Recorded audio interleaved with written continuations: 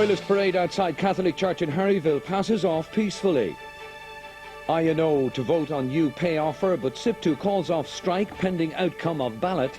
And in New Zealand, 6 people killed in random gun attack.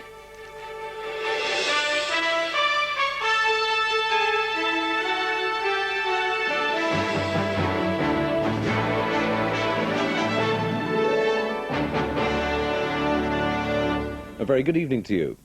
The Labour Court's recommendation in the nurses' pay dispute is to be put to 8 regional meetings of the Irish Nurses Organisation tomorrow, but without a recommendation for acceptance or rejection from the union's officials.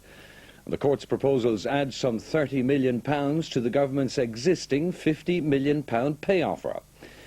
In a surprise development this evening, one of the 4 nurses' unions, SIP2, has called off its action pending the outcome of a ballot.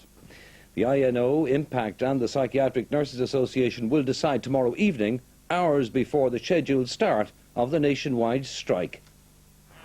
Still on the brink of a nationwide strike today, members of the INO National Executive arriving to consider the Labour Court's findings less than 48 hours before Monday's first ever nationwide strike. The Court's proposals would add some £30 million to the government's existing £50 million pay offer. It provides for early retirement at 55, a new top of the pay scale for staff nurses of £21,000 after 13 years.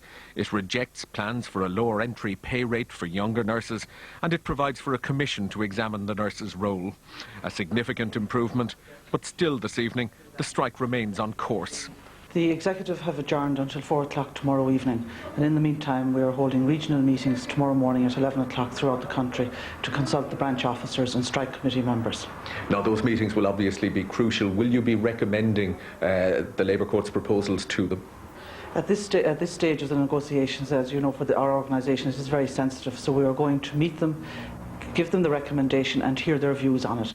But another of the 4 nurses' unions has already pulled back. I would be surprised if the Irish Nurses Organisation rejected it, but of course that's a matter for them. But SIP2 has to make its own decisions, and we have decided that in the light of a very strong recommendation, and indeed one where you will recall it refers to inflicting unnecessary pain and suffering on the public, we feel that we couldn't and shouldn't ignore the request of the chairperson of the Labour Court.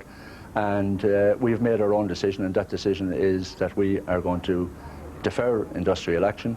We're asking our members to report for work as normal on Monday, and we will make arrangements to ballot them as soon as we possibly can.